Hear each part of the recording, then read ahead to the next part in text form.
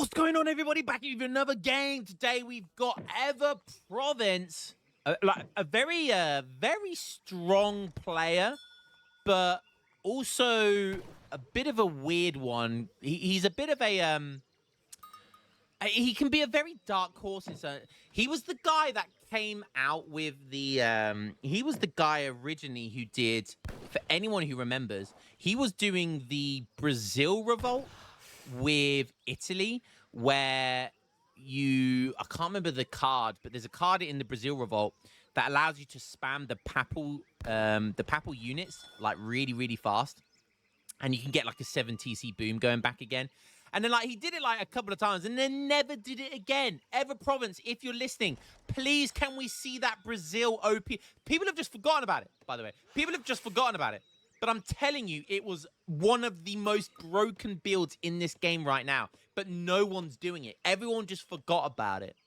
Well, I didn't. I didn't forget. Anyways, Ever Province, a very good player. Plays lots of random civs sometimes and stuff like that. Lots of random builds. So you never know what you're going to get with him. You could get a 2.1, 2.2k elo build from him, or you could get a 1700 elo build. You just never know with Ever Province. But anyways, good to see Ever Province. I like watching him. Let's have a look at his deck. What's he going to pick? Okay, picks this deck. Interesting, not completely standard. There's a few cards out of the ordinary. Does have Brit Tongue. Does have Aubergines. I don't know. And Baraka Gardens. Okay, cool. Interesting cards there. Has gone for starting trade post. No starting market, though, which you can squeeze in. Generally, you can squeeze that hunting dogs in as well. I call it the Kevin build. Okay, going up against PG the Great Scythe, the new tower defense. Changed his name when we were very much in the tower defense meta. Does anyone remember the tower defense meta? There were some good videos I had, man. They were some good videos. Let's have a look at his deck. Again, a little bit standard, but then, you know, you got cards here like Territorial Claims. You don't see that very often. Adoptions in there, you know, Council Fires. Yeah, I mean, relatively standard. I mean, got New Ways as well, but yeah, and it could be some interesting stuff here. PG the Great, also a very strong player. He's gone for a starting trade post. Well, a trade post in transition. Is he aging up fast here? No, he's aging up with a chief. This is a very fast age up. He's gone for a 12 villager age up. A 12 villager age up? Okay, man. Let's see it. Villagers are gathering at 0.55 wood per second thanks to this TP.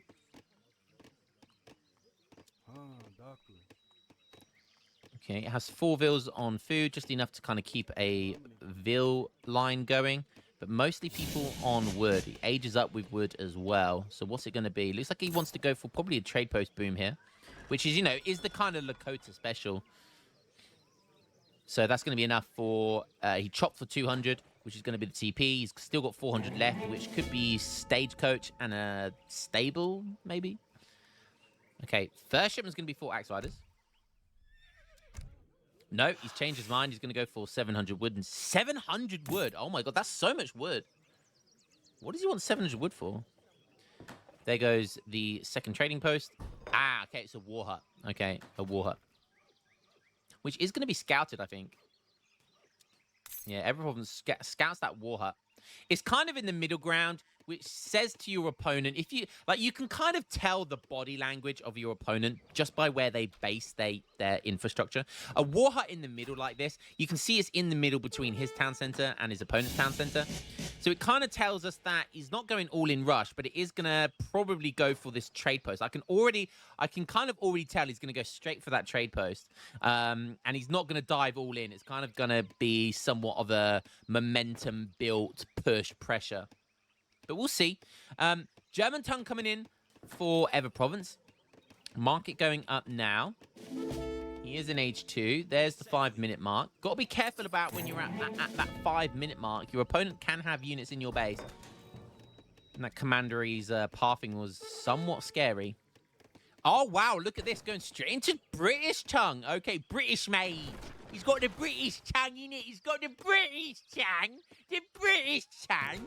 Do you even brush your teeth, mate? Classic memes. Okay, so the British tongue. Coming in straight after the German tongue. I'd definitely rather that German tongue, if you know what I mean.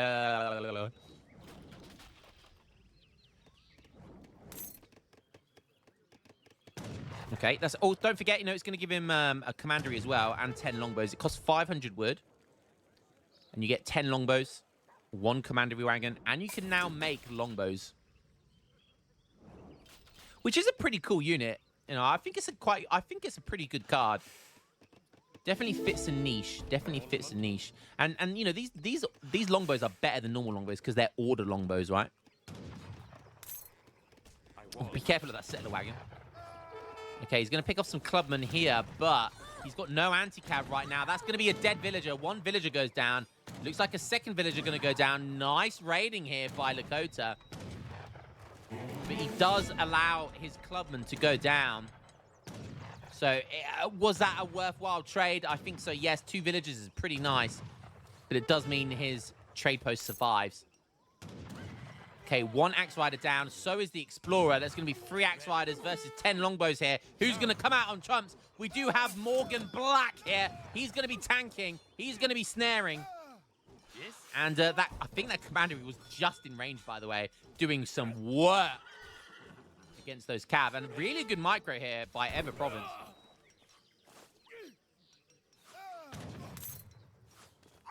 And now we've just got Seaton bows versus longbows, but we all know who's going to win that. If you strike me down, I should become more powerful than you can possibly imagine.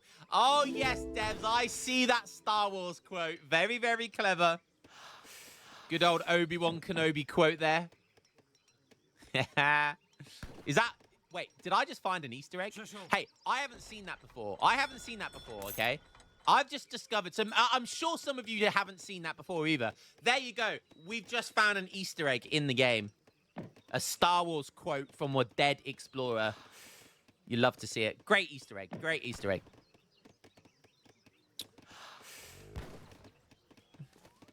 Okay, so what have we got next? So after British Tongue, he went for the Eco Wigton Court Constructions. Shipment almost ready to come in. He still has that trade post, which is really nice, which he's healing. And he lost 2 villagers, but he kept it alive, which seems like a really good trade, considering Stagecoach has come in now. And so he's gonna be gaining now wood, which he did take note of that, which is really clever. Order longbowmen being produced and order hussar. I like this. He's not built a hospital or he's not built a single military production. These commanderies have been sent through shipments. So essentially, he's longbow hussar playing composition with the 2 commanderies that he's been sent. Really cool. I like that design. I like that play there. Morgan Black coming back. Morgan Black coming back. Oh, 2 Takalas, though. 2 Takalas reviving his explorer. Good thunder. But 4 order hussars putting a stop to that push right there. We do have some bow riders.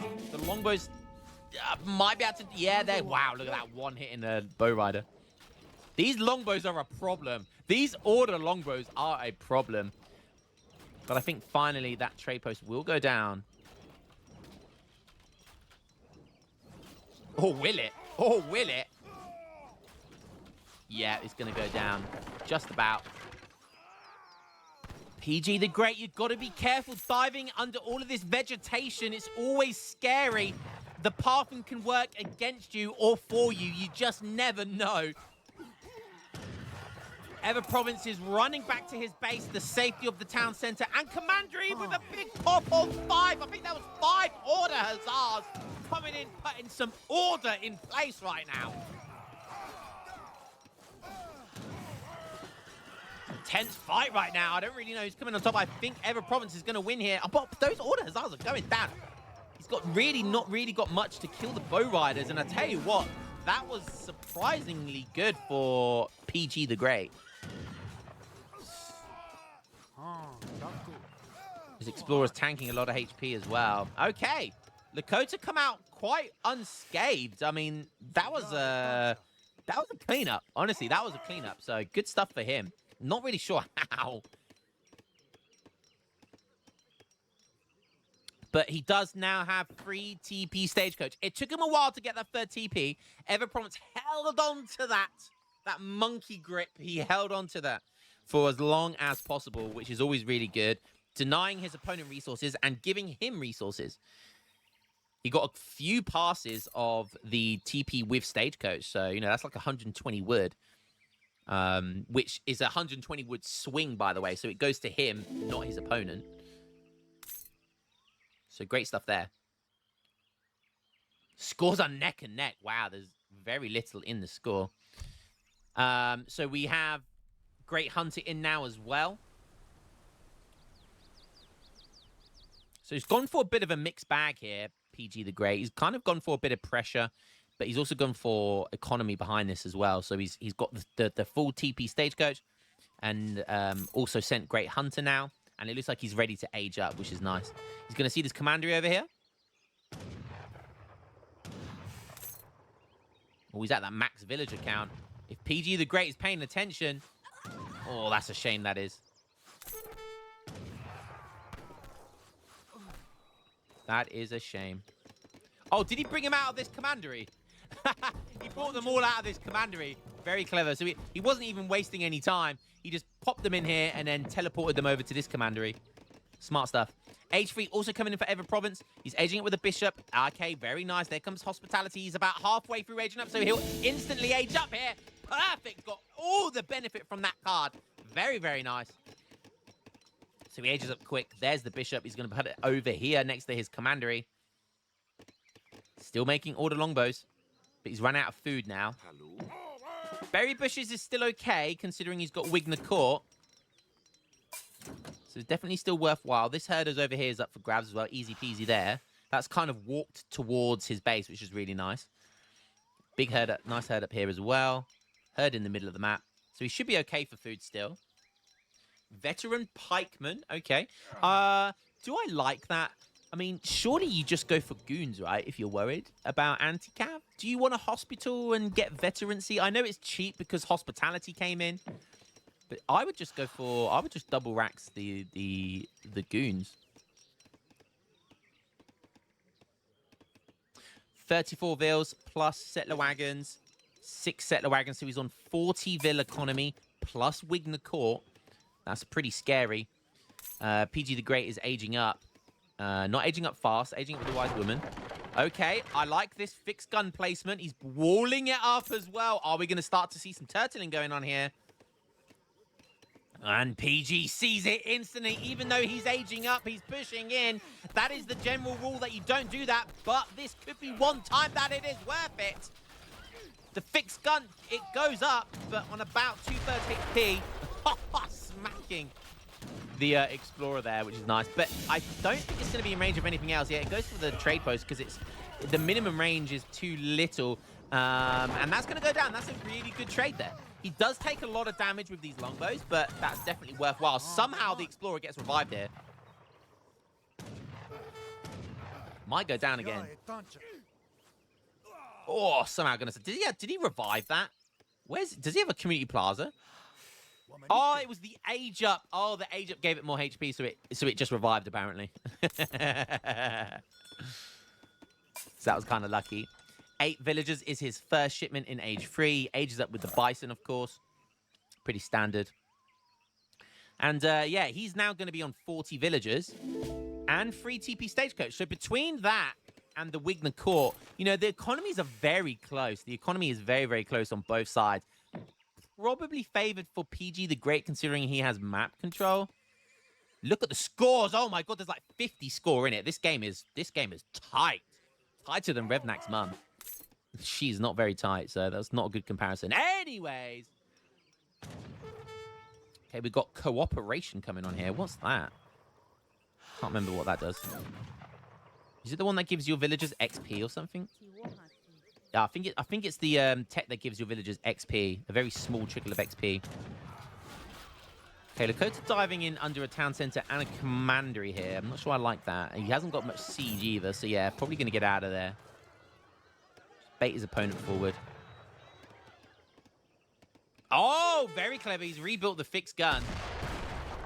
Putting it in the same place where it went down. And I love these walls. I love the pillarless walls here. Very, very nice. And that's one way to take a trade post down. Very nice. Now that is more like Revnak's mum. Oh, a big, wide, gaping hole. Hello, hello, hello, hello. Is there anybody there? There. It's like throwing a sausage down a corridor. Doesn't even touch the sides, baby.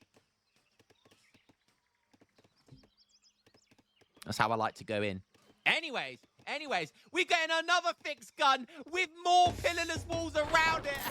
I love it. I love it because guess what? This is actually really big brain. This is not laming. This is just big brain. And let me tell you why, my good friends. Because fixed guns have a minimum range where they can't attack. So if you're right under the fixed gun, it can't attack you. And you can see here, does it have the minimum range on it? Probably not. But it's like 4 or 5 range that you can't attack. The fixed gun can't attack anything within that range. But it then has that maximum range that it can attack in. So by having these walls, you negate that minimum range. So if anything dives in under this, it has to, it can't get within the minimum range. So if it wants to siege it down, the fixed gun is still going to be able to do some damage to it, which is really, really nice play. So he's mitigating that minimum range that the fixed gun has to attack in. So really, really smart stuff there. In comes Knight of Rhodes, and that's going to be... Where's that going to come from? Oh, this could be massive. This could be massive, and there's 12 veteran hospitalers popping out on those Seaton bows, popping out on the bow riders. He goes to siege one of the fixed guns. I'm not sure that's a good idea because you're getting melee to death by... Get out of there. Get out of there. And look at these walls. Look at these walls. Oh, my God. What a clean. What a clean. PG, great. What have you done? What have you done? He does have the war dance on, but he's severely underestimating these veteran hospitalers. They are doppelsotters. Get out of there. God diggity damn. Boom!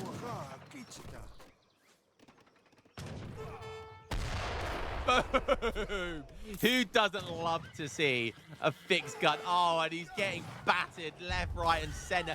Fixed guns are smacking these bow riders. Veteran pikes and hospitalers are smacking everything. My goodness me. Oh, 3 Takata soldiers coming in. That was a horrendous fight on every front. That could not have gone worse for PG the Great. Down 6k score already, but in comes the Takala big button with 3 of them. That's going to bring him to a grand total of 9. 9 Takala soldiers. Switch, baby, coming in. 45 hand attack thanks to the war dance, plus 16%. Look at them demolish. They 2-hit. Wow, they 2-hit longbows. But fixed guns, how are you going to deal with them? With all of these walls, the tree vegetation, these fixed guns are going to do damage. Okay, he gets into that minimum range.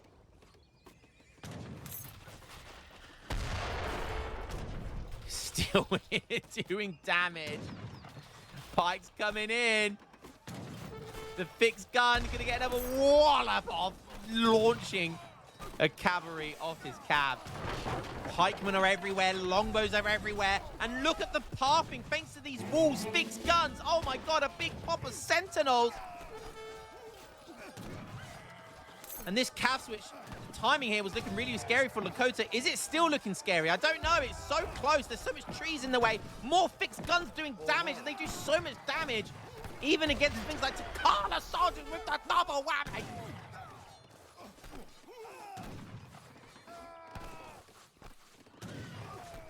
Takala's microing to get on top of the longbows, but more pikes meeting them in battle. Boom! Another fixed gunshot killing another cavalry unit. Again, Ever Province holds against the mighty Lakota push. And I tell you what, this is one way to beat Lakota. And I love what he's doing here.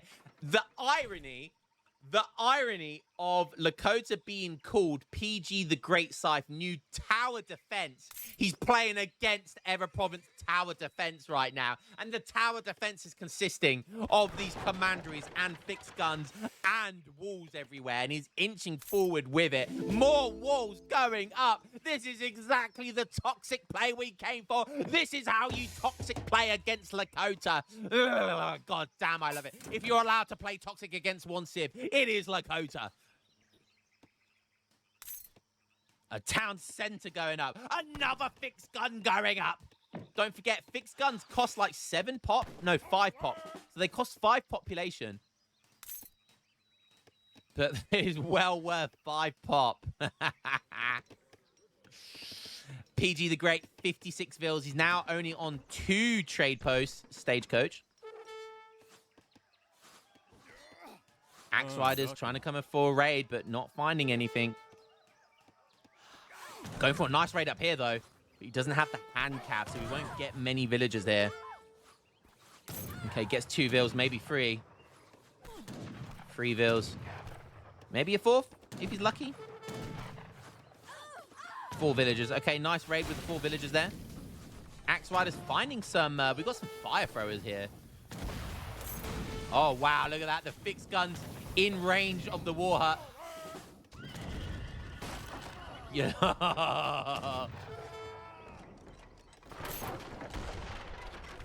Pike raid. I don't know what even... Did Pike just siege this down? I don't even know. Or was that because the gold mine ended? I don't know. Okay, PG the Great is starting to lose ground now. He's literally losing map control. Look at this map.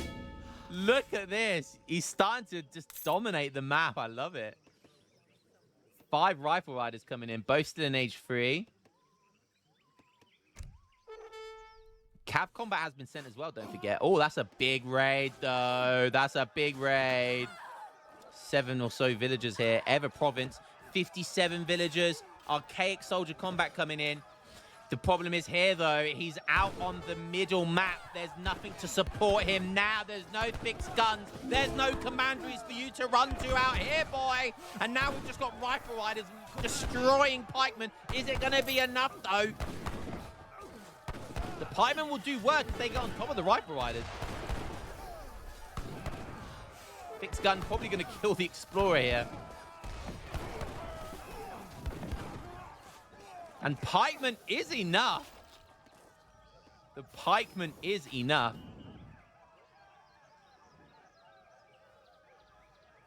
So once again, another good fight for Ever Province.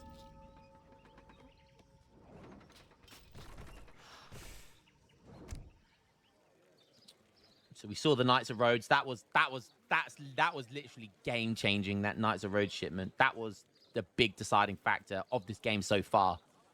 And if he wins, it will be because of that tempo. The tempo change in that card was just insane. Going for Refrigeration, that's a pretty safe card, I think, at this point of the game.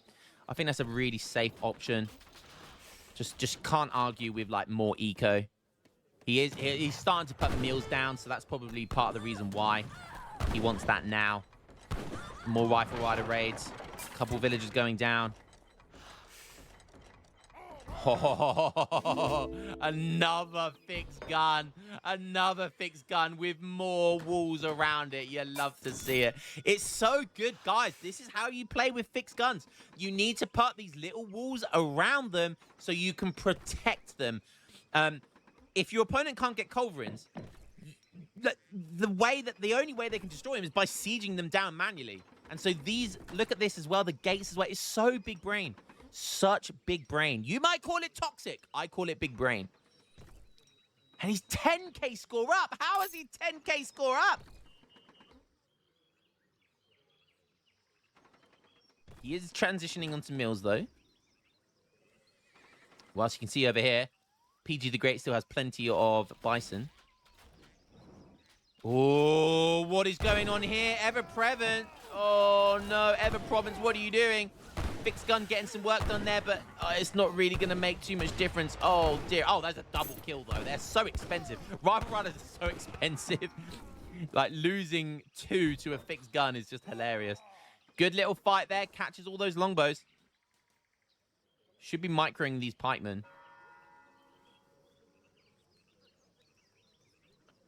Okay, just the one TP on both sides. No, it looks like second one's going up for Ever-Province.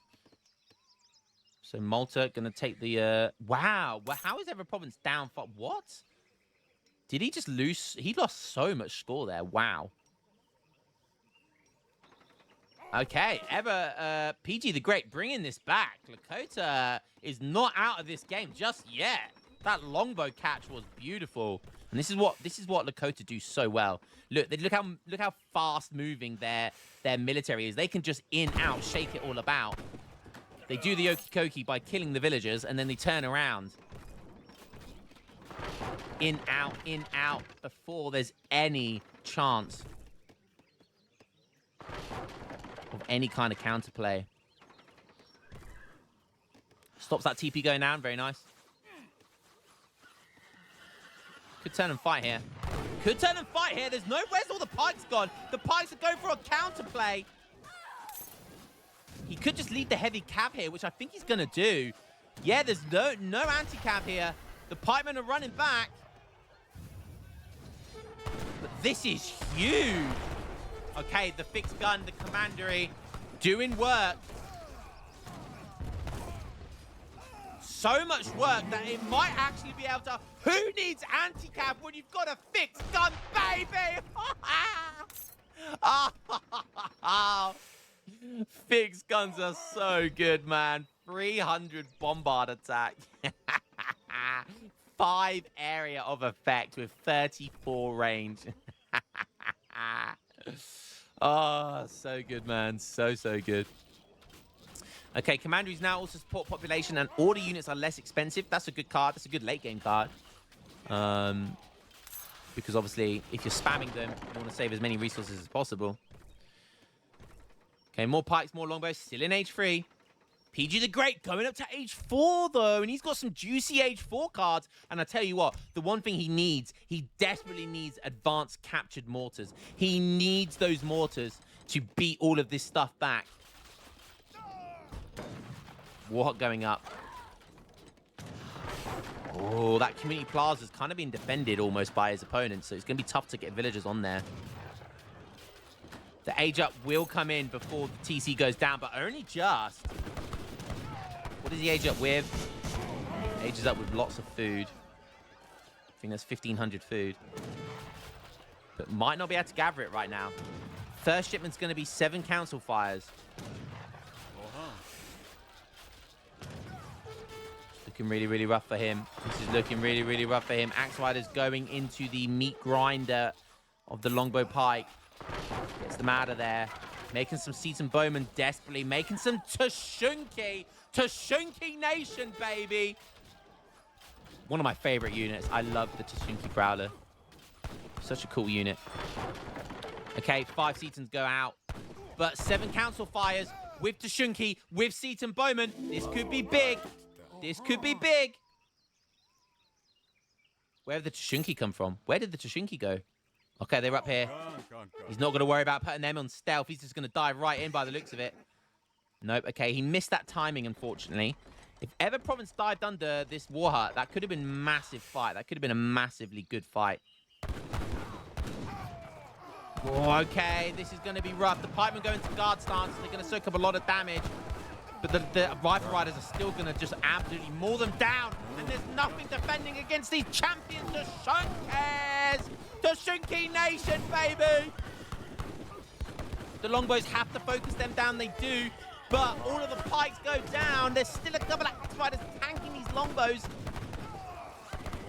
Some champion Seaton Bowman coming in thanks to the Council Fires card.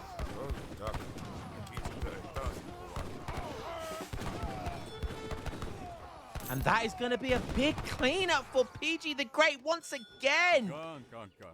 Champion Toshunkis doing work there. And this shipment, if anyone doesn't know what this does, the 7 Council Fire sends a division of 7 champion, it got changed, but foot warriors. So it gives 4 club warriors, 3 Wakina riflemen, and it gives champion status to all your infantry. And it gives elite status to all your cab, basically, I think. No, it's just the military. Okay, so it basically gives guard status to all of your units from the War Hut. So anything that's made from the War Hut is guard status, which is really good now, which is really, really good. So you might as well make them skirms, bows, pikes, whatever, man. They're all guard at this point. Obviously, Toshunki are a Shadow Tech unit. You can only make them an Age 4, so they are an Age 4 unit. You don't get to see them very often, and I love this. I love this Toshunki Nation, baby.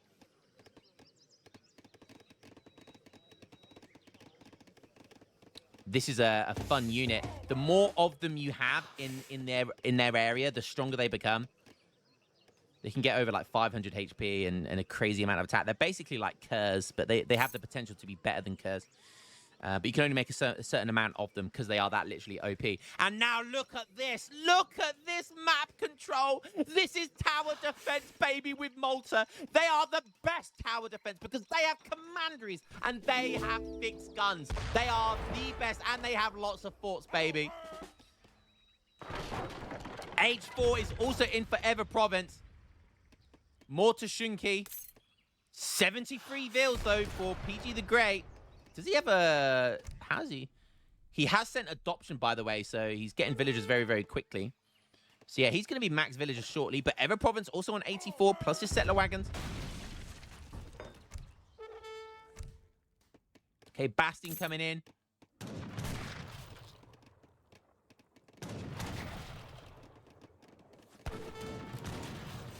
Still a scary army here. Look at the map control. This is too funny. Well, look at all of that blue. He's taken the entire map. He's so toxic.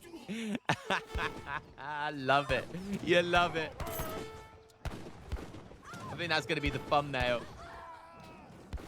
Big villager raid coming in. Look at this map control. Oh, the Dakota are confined to the north side of the map, their tiny little corner. He's trying to take some of the map back by killing these commanderies and outposts. But this tower defense... Oh, another heavy fixed gun. He's upgraded them as well now. He's upgraded them. They have that huge long-range attack now, so they've got a 60 range attack that they can attack buildings with. And that they have 40 range now, something ridiculous. Like, they are just crazy good.